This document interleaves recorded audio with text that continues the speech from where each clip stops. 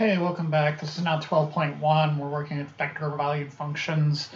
And you can really just think of these as kind of representations of the parametric functions, but kind of all at once. So we begin here with the space curves, I guess. Space curves and vector valued functions.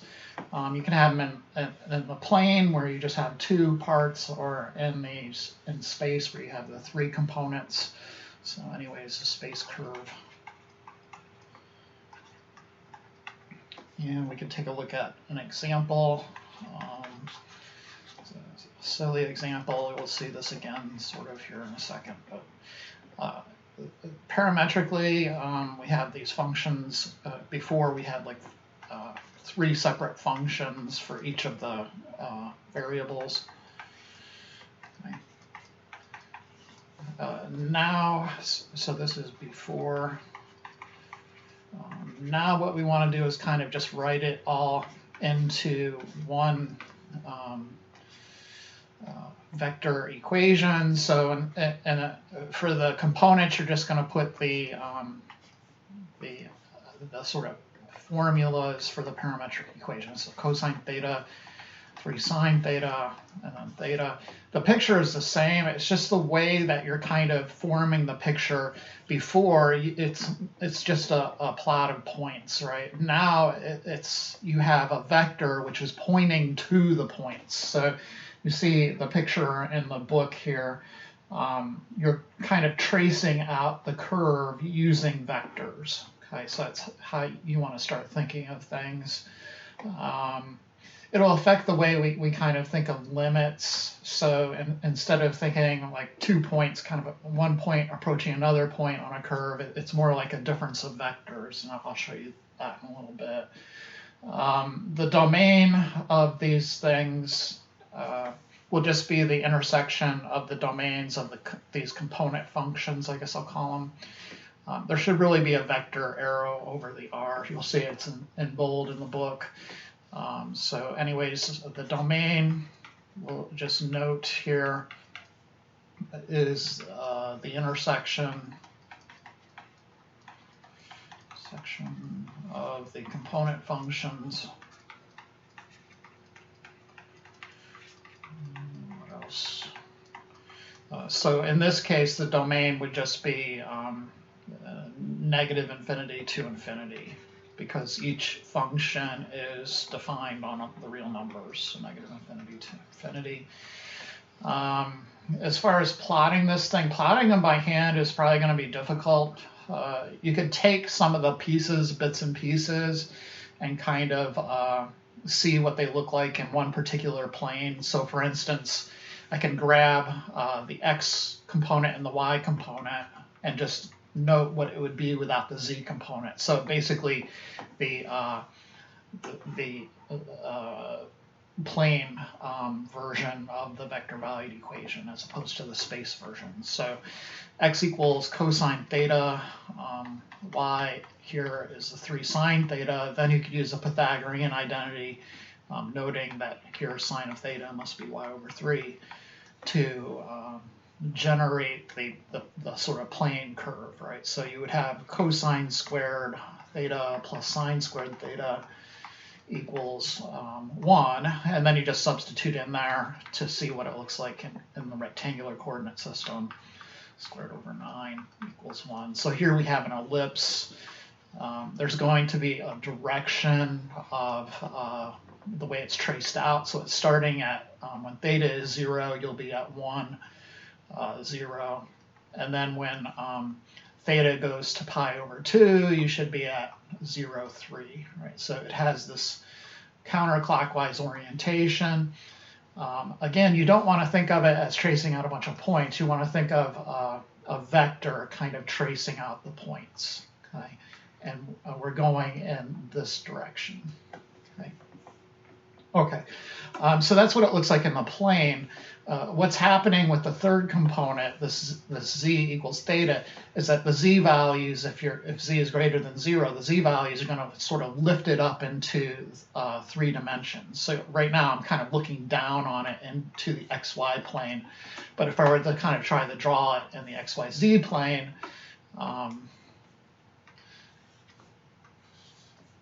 first off, note that this equation as a surface would be a cylinder, so we can kind of draw out that. The actual object will be a helix on this cylinder caused by the increasing theta. So in the xy plane, again, xy, if you're assuming the parameter is starting at 0, it's going to start right here, and then kind of the theta will cause it to increase on the cylinder going up.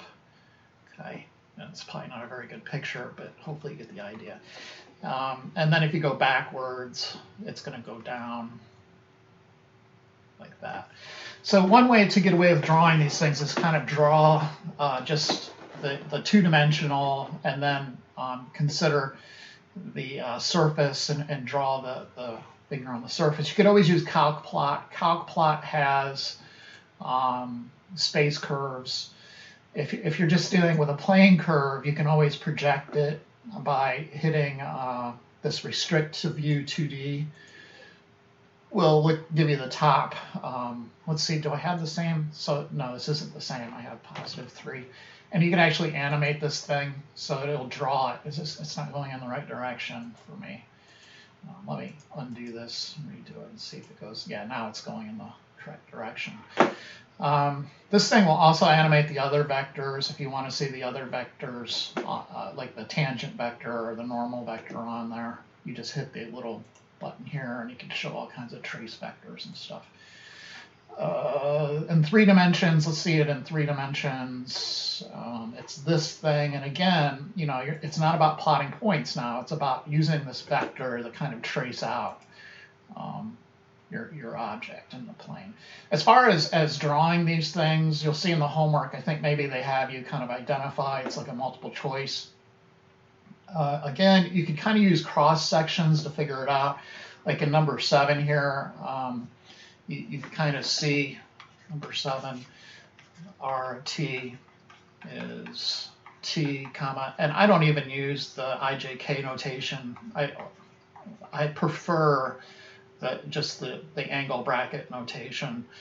Anyways, you can here eliminate one of, you know, and look at it in the xy plane. So x would be t, and then y is ln t.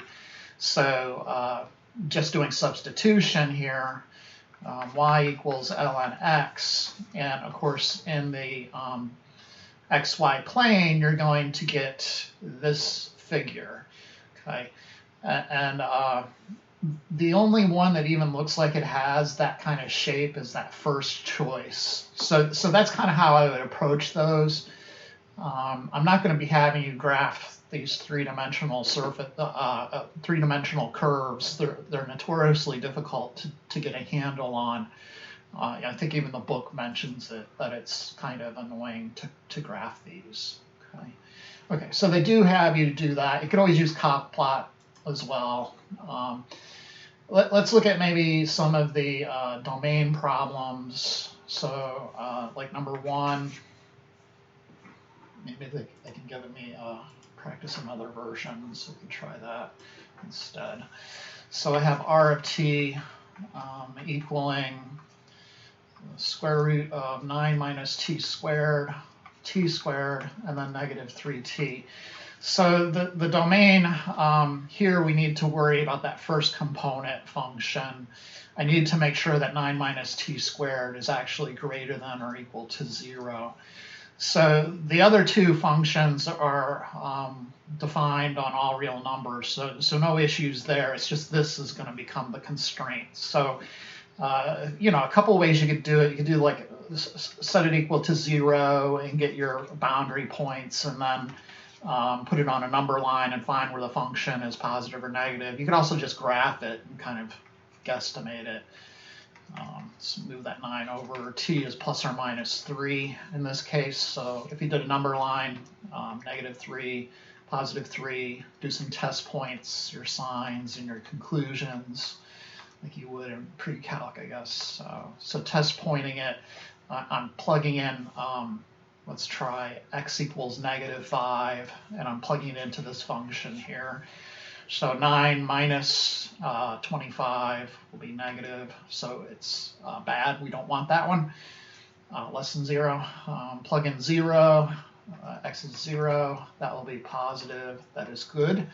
And then x equals like 5, again, that'll be negative, that's bad. So the interval that we want is here from -3 to 3, and because greater than or equal to, we can include the endpoints and say the domain is going to go from -3 to 3. Okay. So just clock that in and see if it works. -3, 3, and bracket, rate it. Yeah, okay. And this is a good way to practice. I don't think these practice another version affects your score at all. Even if you get it wrong, I don't think it affects your score. So you can go back and work with that. Okay, so that's kind of your domain issues. Let's see what sketching a plane curve. It's so this one's just a plane curve, example 1, in the xy plane. They give you the vector value function. R of t is 2 cosine t, -3 sine t. Plotting these will give you sort of some intuition about how to create these things, given that maybe the book will ask you to graph or create a vector value function for an ellipse, okay, or a hyperbola. If you already kind of have a feeling for what they look like given a vector valued equation, it's not hard to kind of fabricate the vector valued equation. So if you're dealing with an ellipse, you're always going to have like a cosine and a sine in the components. Okay, so let's take a look at this thing, kind of deparameterize it and put it into the, okay, so x over 2 is cosine t, y over -3 is sine t. The negative is going to affect the orientation. So if you were to go and okay, well, let me get this done first. So again, cosine squared t plus sine squared t equals 1.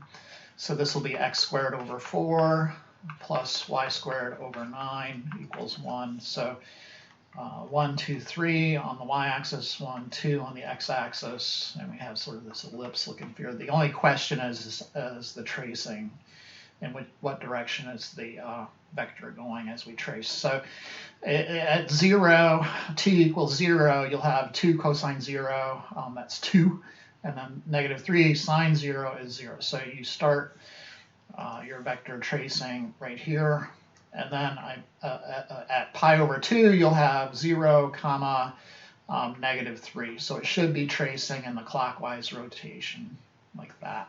Okay. And again, you could go the calc plot if you want to, and just edit this guy, and even look at the trace in this context. But whoops, I want to go to 2D. So animate, yeah, and we're going this time. Oops, I think it's still trying to animate the old one. So this time, yeah, it's going clockwise. Okay, all right. Let's go back to the examples here. So yeah. Oh yeah, so example 2 is kind of like the first one I did. We have this one's a perfect circle though, instead of just your normal ellipse. So x squared plus y squared is 16, and then they have this z equals t. So if you just plot the x squared plus y squared in the xy plane, you're going to get a circle. But then if you transfer that to the xyz plane, the t is going to make it go up as we trace through the circle. Okay, so again, one way to draw that would just be to draw the cylinder and then to kind of sketch out this helix as the z values are increasing. as you go from whatever to whatever. Here they want you to go from 0 to 4 pi. You could always plot the first point and then plot the last point and plot a bunch of little points in between. That's the hardcore way, but kind of after a while that gets annoying. So anyways, let's go into other stuff now then. So we sort of hit domain. Yeah, so now they're going to be giving you vector in the book. They give you some vector valued. They give you a rectangular coordinate system equation, and they want you to rewrite it as a vector valued function. Okay, so let me introduce that one. So I have example 3.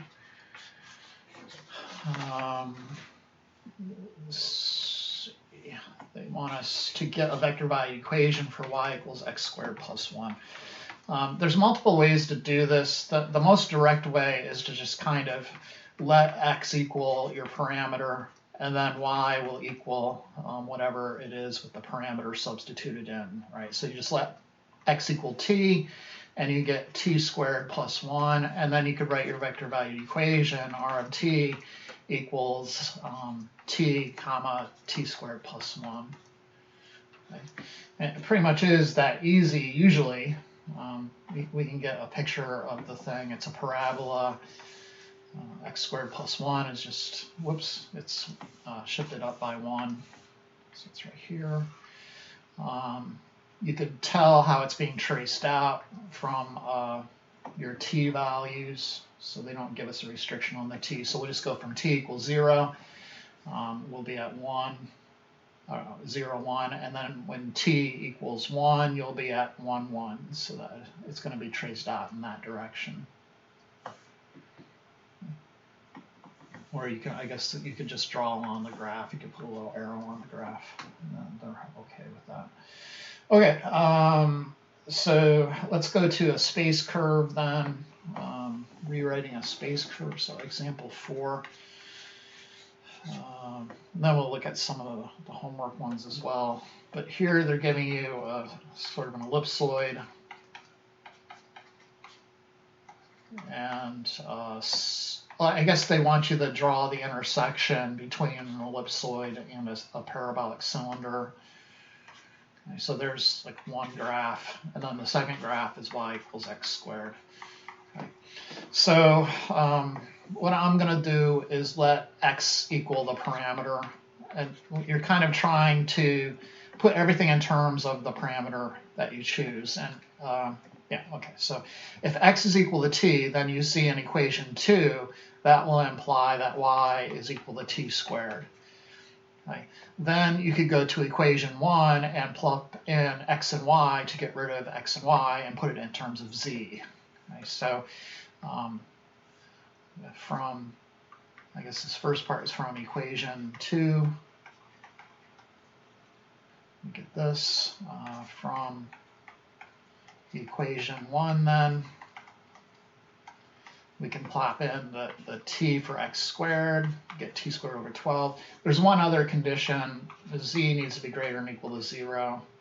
So what you're dealing with there is the upper half of a sphere. Anyways, plus y is equal to t squared, so this would be t to the 4th all over 24 plus z squared equals 4. And then you could solve this equation for the z component of your new vector value equation that will represent the intersection, which will just be a curve in space. Okay, so solve for z squared over 4 equals 1 minus t squared over 12 minus t to the 4th over 24. Multiply by 4.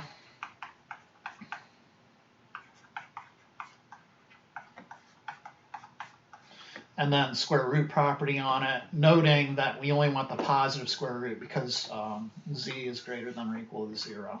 Okay? So z will equal the square root of 4 minus t squared over 3 minus t to the 4th over 6. They have a nice factored form of it in the solution there if you're looking. That will help you determine the domain for the t value. Anyways, you can write your vector value equation now in terms of t, so we have x is t, y is t squared, and then z is the square root of 4 minus t squared over 3 minus t squared, t to the fourth over 6. The book notes if z is equal to this thing, 6 plus t squared times 4 minus t squared all over 6, you can see the second factor in the numerator here restricts your t value, because of the first factor, the 6 plus t squared, is always going to be positive. So you need that 4 minus t squared to also be greater than or equal to 0. So you get 4 minus t squared greater than or equal to 0. And then if you think about the graph, I'll just think about the graph. 1, 2, 3, 4. It's basically this thing. And it will be greater than 0, greater than or equal to 0 from here to here. And those points, you know, are plus and minus 2. So the domain for t is going to be from -2 to 2. Okay. Okay. You can, you know, go to CalcPlot to get an idea of the picture. Yeah, you could think of it as kind of the intersection. I would probably draw each individual picture. So you want z greater than 0, and in that case, what you're dealing with is the top half of a sphere. So, so let me kind of draw the thing.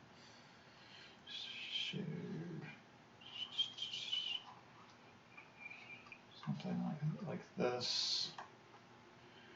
Just kind of trying to figure out how the thing look. And then the other guy, y equals x squared, is in the xy plane, a parabola. And then it will be kind of a cylinder type object, as z can vary over the real numbers. So you have this in the xy plane, and then that will kind of, if you let z vary, you'll get this cylinder type object. And then you just imagine the intersection between this object that I just drew, the parabolic cylinder, and this upper hemisphere of an ellipsoid, and the trace you see is going to be kind of this picture right here. Okay. Anyways, let's go back to the homework and see. Representing line segments is important. So problem 3. Let's get let's try number 4. Practice another version. So here we go. 4 in WebAssign. Represent the line segment by a vector value function going from P to Q, and then they have some restrictions on your T values. T is 0, Q, they want 1 to be Q. Generally, you can create that quickly just by kind of thinking of, how does this work? A vector value x comma y comma z minus the initial point, which in our case will be the -8, -2, -5 equals kind of the slope, right? And this would be your PQ vector right here. Right? So this would be the point P, and this would be the PQ vector times the parameter. Okay? And that's, if you think about how we did it with parametric equations, it's basically the same idea. You're just, you know, here you'll have x plus 8 equals whatever t. Let's get PQ while we're at it. So PQ takes -6 minus -8, then -7 minus, I couldn't have made this any easier on me, -2, -8 minus -5. So we're getting -6 plus 8, -7 plus 2, -8 plus 5, and so we get 2, -5, -3, and that will be right here, 2, -5, -3. So the vector valued equation is basically just this thing equals. Okay, so you add the p to the other side, and that will be basically it. R of t will equal this 2, -5, -3 t plus the -8, -2, -5. We don't want to write it like that, though. We want to write it everything in one angled bracket. So distributing the t, you get 2t, and then adding the -8 minus 8. And you'll see that these things are basically just the parametric equations that you would have gotten using your methods from chapter 11. Okay, and then -5t minus 2, and then -3t minus 5. Okay, for the vector valued equation. I went through a lot of build up there. I'd probably just skip right to the end answer in general, but sometimes deriving things helps build intuition. So anyways, let's put the thing out. Maybe it'll, instead of having to use the button for angle brackets, it'll let me use, I saw some people in the homework, like Chris was using these curly brackets. Let's see if the computer is okay with that, because I hate having to go over here and hit vectors and then hit this button. It's annoying, right? Don't do it on my test, though. Use the angle brackets, or I'm not going to know what the heck you're doing. -2, -3t minus 5. And then, yeah, the parametric equations, you're just taking the components out. So let me see if I can cheat a little bit here. It's not going to let me. So maybe a Control C and then a Control V.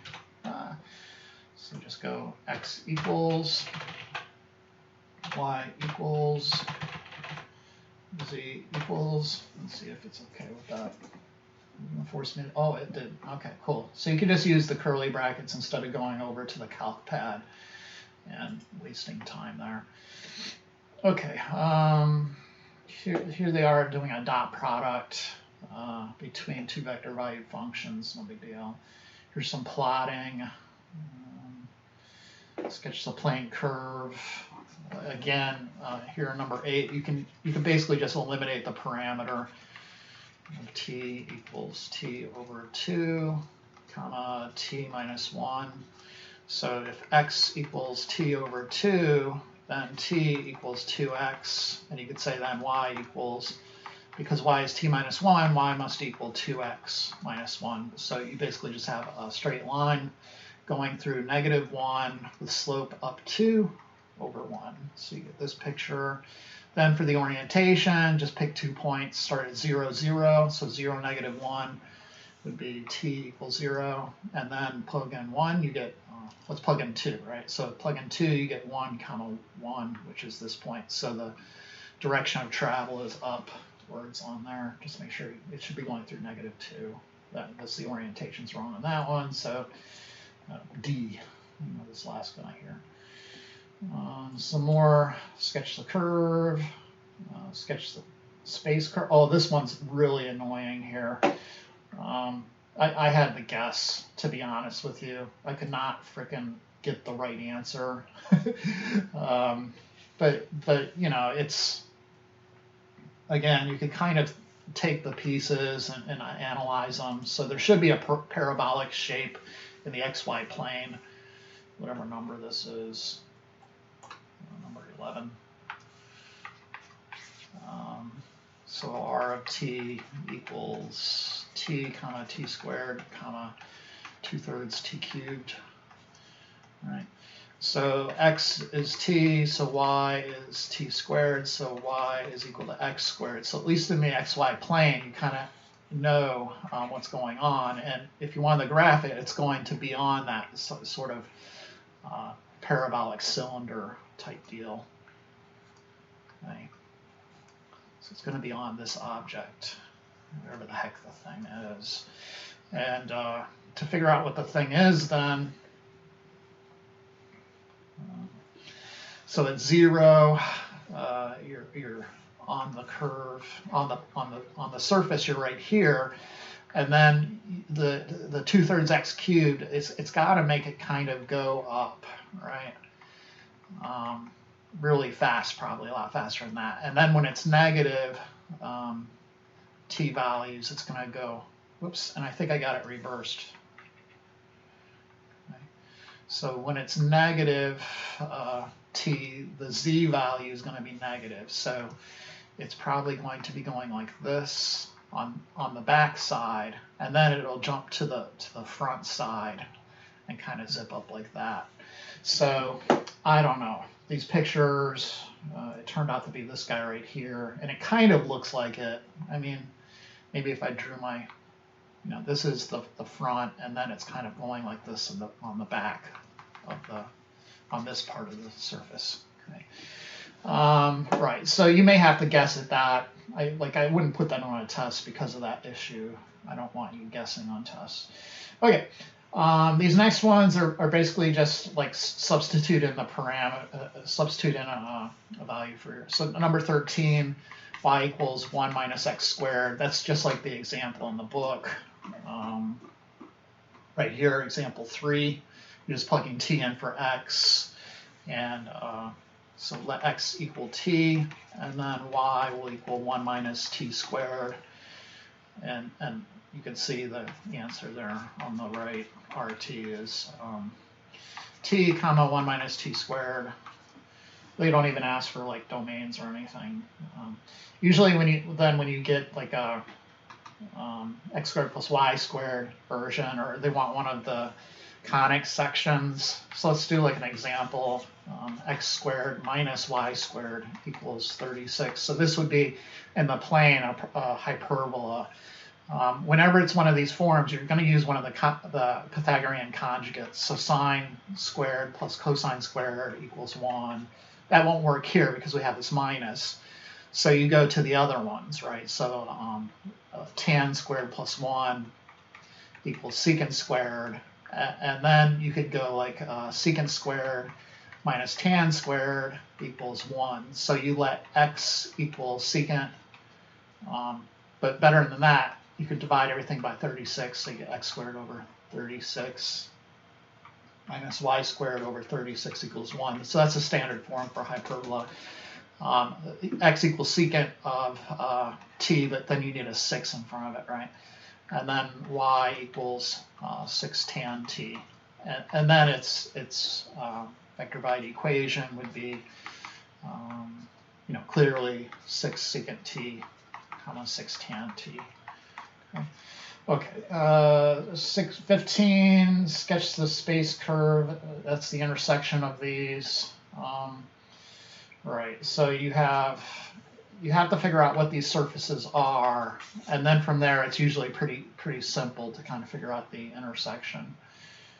This one actually wants the vector value function for it. Let's look at 16. Okay, so you have x squared plus y squared plus z squared is 4. That's an ellipsoid. X plus z is 2. That's your plane. And then x equals 1 plus sine t. You could plot these. I like to do one at a time and then imagine their intersection. You could plot them both in Calc Chat or whatever, or sorry, Calc Plot. This application, if you really want to. Anyways, think about what this thing looks like. So here's my, the one is an ellipsoid. It's a perfect sphere, actually. Yeah. And then, of course, it goes down.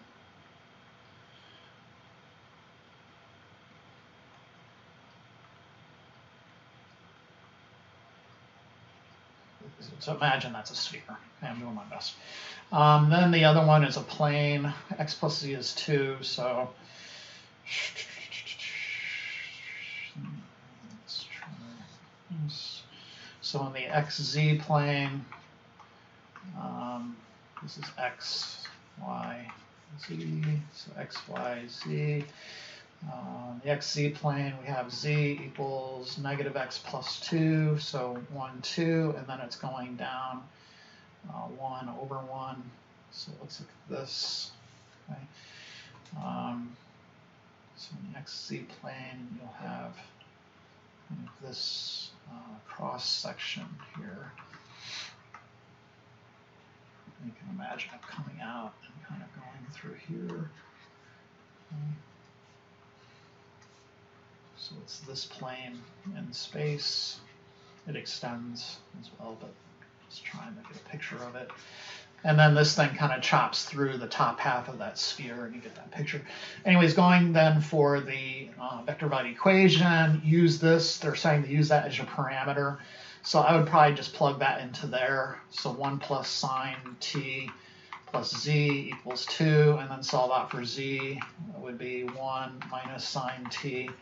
And then plop both of those factoids into here and solve for y. So you get x squared.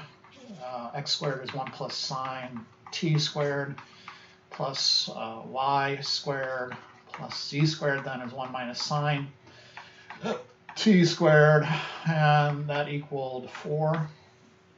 Foil those things, so 1 plus 2 sine t plus sine squared t plus y squared plus 1 minus 2 sine t plus sine squared t equals 4.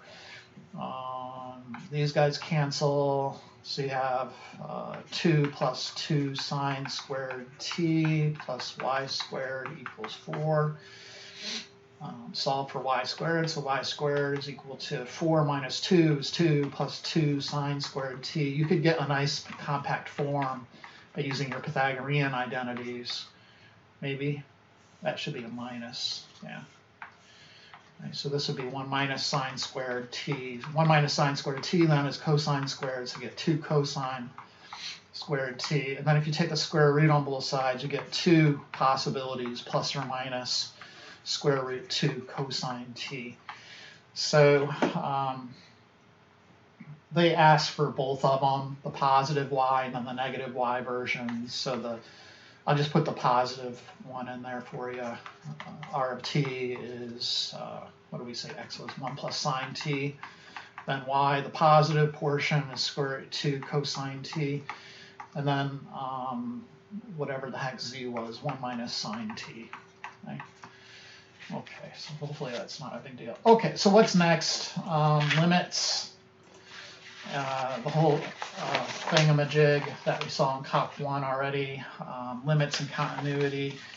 Basically, you can get really carried away with it and go back to the epsilon delta definitions for limits. So I guess this is probably section 2, limits, continuity. Very simply, you know, if I didn't, okay, so the limit, we'll say the limit written as limit as t goes to a of the vector valued equation of t equals L. If means that for if, or whatever, that limit means that for every epsilon greater than 0, there exists a delta greater than 0 such that if the difference between t and a is less than delta, then the magnitude of the difference between r of a and L, or should I say R of t and L, sorry. T and L is less than epsilon.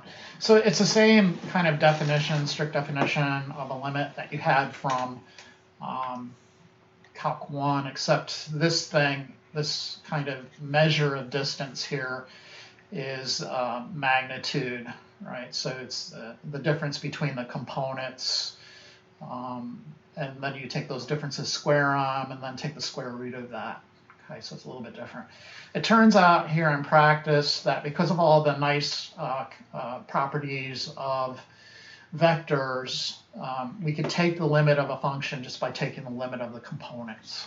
Okay, so in practice, then we'll probably avoid the strict definition and just work with the fact that the limit of r of t as t goes to some value a is just equal to the limit of the component functions. Okay, so that's going to be equal to the limit as t goes to a of f of t, I guess we'd call the first one, and then the limit as t goes to a of g of t, and then maybe they use h of t, yeah, and then the limit as t goes to a of h of t, like that. Okay. Geometrically, it's a little bit different because you're not dealing with kind of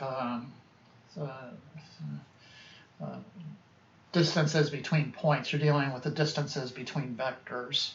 Okay, so geometrically, you'll have your space curve floating about. So I'm just drawing what they have in the book. You'll have then this idea of t approaching a, and as t approaches a, you want this difference, the magnitude of the difference between these two vectors, r of t and l, to approach 0. And if you remember the difference between the vectors, that was this arrow on the terminal ends of the vectors.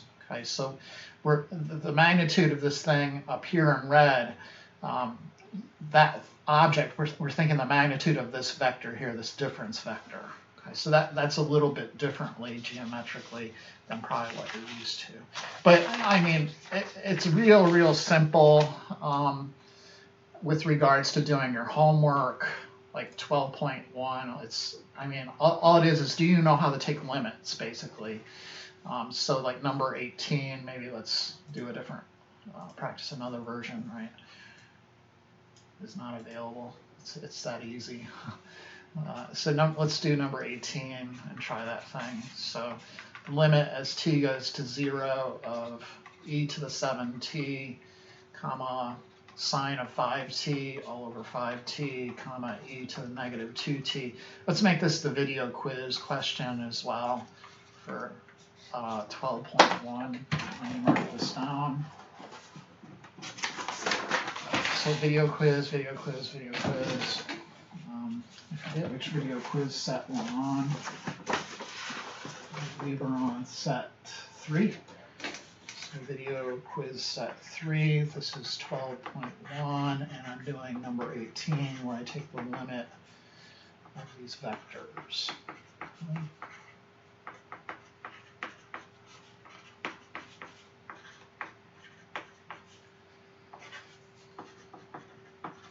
Okay.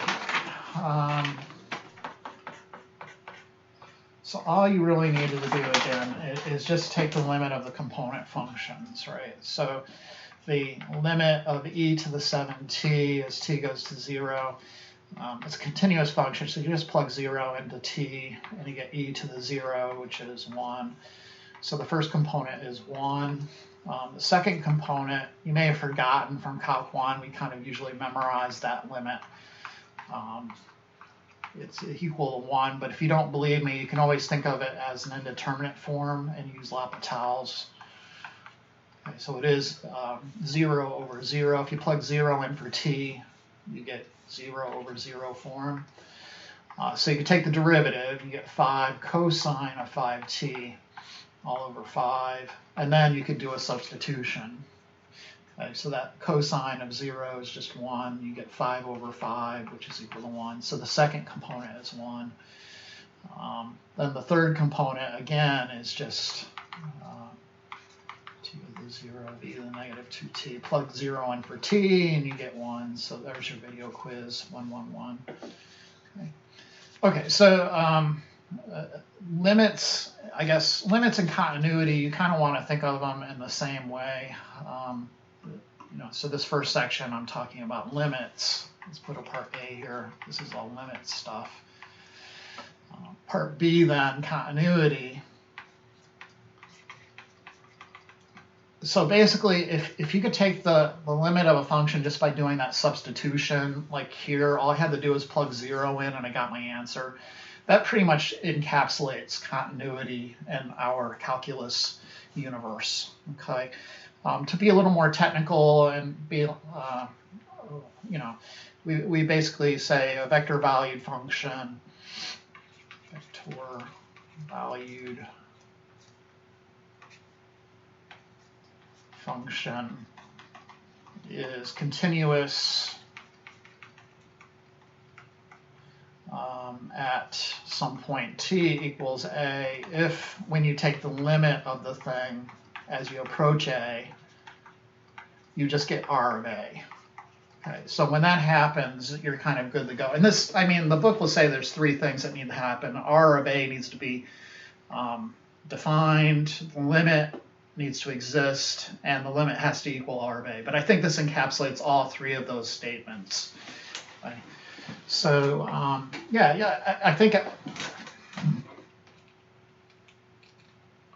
think people don't realize that connection between continuity. I mean, you have like a visual intuition of a graph that's continuous. There's no holes in it. But in our context, this limit, the easeability of taking the limit really implies continuity. Okay, so for rational functions, there's going to be issues of continuity whenever you have division by 0. So if you see number 19 there, determine the intervals on which it's continuous. R of t is given as 1 all over 9t plus 1, and then 1 over t. Rational functions are continuous everywhere except where the denominator is equal to 0. Okay, rational. And if you took the limit at like negative at 0 on this component, you would see, okay, there's a big issue there, right? It's going to go off to plus or minus infinity depending on the direction of approach. So you wouldn't be able to take the limit of it easily. But everywhere else, you could take the limit of it, right? The limit of 0.00005. You just plug 0.00005 into for t. It's no big deal. So anyways, rational functions, long story short, I guess, are continuous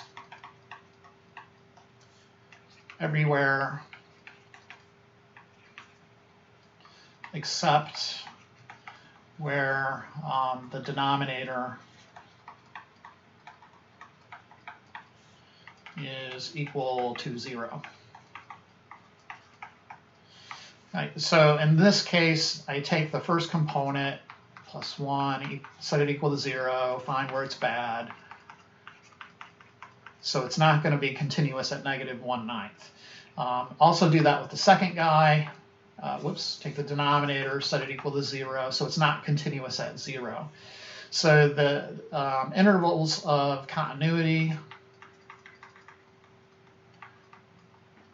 will go from negative infinity to negative 1/9, and then union that 1/9 to 0, and then union that 0 to infinity. Okay. Everywhere else, other than negative 1/9 and 0, it's okay. 20 and so 20 also is another continuous question. You may wonder if it's really continuous at 7. Just pretend they're asking, is it continuous from the right? So number 20,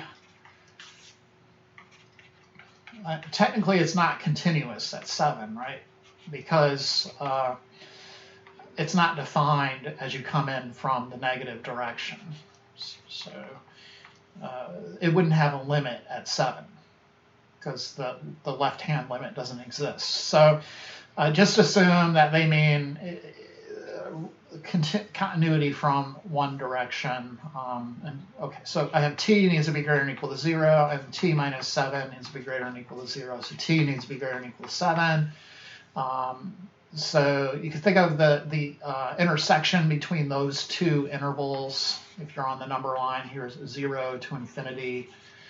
And then the other guy, 7 to infinity. So the intersection is basically just the overlap between those two intervals. And so the interval of continuity would be from 7 to infinity. Okay, so this is the intersection. Okie dokie. Okay, so the interval of continuity is going to be 7 to infinity. Great. Let's see what else they have going on. Not much else. Number 22 is a little weird.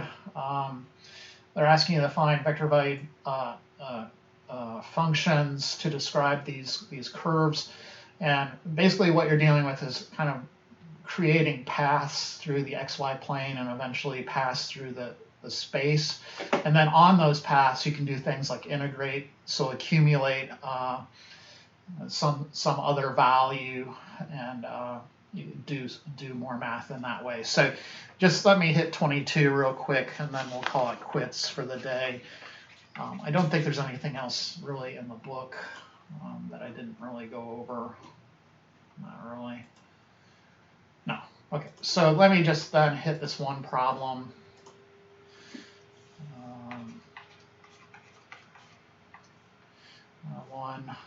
So they want 3 curves here. The first curve is going from this point to this point. And so it's going from 0, 0 to 2, 4. And then it's zipping back on a horizontal line in this direction to 0, 4, and then it's going back here. So I need 3 curves, one for each one of those. So this, I guess, call it curve 1, curve 2, and curve 3. There's kind of a long way and a short way to pull this off. I'll show you the long way just in case you get into trouble. So for R1 of t, what you could do is think about the points, because the parameter is going from 0 to 2. Okay, you're going to need 2 functions. You're going to need the x of t and then the y of t, right? So the x of t function, you need the thing to go from well, it's kind of clear how you should make it, right? So for the first function, it's a parabola. So the x, just let x equal t, right? And then y, let that equal t squared. So you get y equals x squared, but you have to make sure the parameter works. So you want it to be at 0, 0 when t is 0. Okay, so I'm going to make this t comma t squared. And make sure it works, right? So 0, 0, it's 0, 0. When you plug 0 in for t, you get 0, 0. When you plug in 2 for t, you get 2, 4, and that's exactly what we want. Okay, so 0, okay. So that one was I just kind of guessed, to be honest. R2, now I want this horizontal line. And if you look at the horizontal line, the y coordinate is always the same. So you could literally just say, hey, let's let y equal 4. For the x coordinate, maybe a little more complicated. I need to go from 2 all the way over to 0. And I want my parameter, so this is like your x and then this is like your t. The parameter I want to go from 0, whoops, I need to reverse those, right? So this, I want this to be 2 and this to be 0, so it's t comma x. Like y, x comma y, right? So I want to begin at 0 for t and then end at 2, right? Because those are the parameters, and I need 0. Okay, I don't want to write it there because I'm going to. Okay, and then this is t, and then this is x. So you can literally kind of get a slope out of it, and put it in terms. So the slope would be 0 minus 2 all over 2 minus 0, so it's -1. And then you go to your point slope form and write x minus 2, so I'm just using this first point, equals -1 times t minus 0. And then you get x minus 2 equals negative t, and then you get x equals 2 minus t. So 2 minus t and then 4. It would be the extremely long way to go about doing it. I just can't, off the top of my head, I'm sorry, I can't think of a quicker way right now. The last one then, the x component this time is just 0 and then 0. So we can let x equal 0. The y component then may be a little trickier. We want to go with parameter 0, start at y equals 4, and then at parameter 2, t equals 2, have y equals 0. So again, you can kind of get a slope out of that, 0 minus 4 all over 2 minus 0. What did I do wrong? Oh, they want the parameter to go to 4 in this last case. So let me put a 4 in there, sorry. So negative 4 over 4. I'm just doing, y2 minus y1, or in this case, yeah, and then t2 minus t1. And then go to your point slope form. So y minus, I'll use this point, 4 equals negative 1 times t minus 0. So you get y equals 4 minus t when all is said and done. Okay, so this one is 0 comma 4 minus t. So just wanted to give you a heads up on that one. If you think of a quicker way to do it, yeah, there's probably a couple quicker ways. I just haven't thought about it, but that's one way to get the answer. Okay, I think that'll do it for this video. As usual, thank you for watching, and I'll see you next time.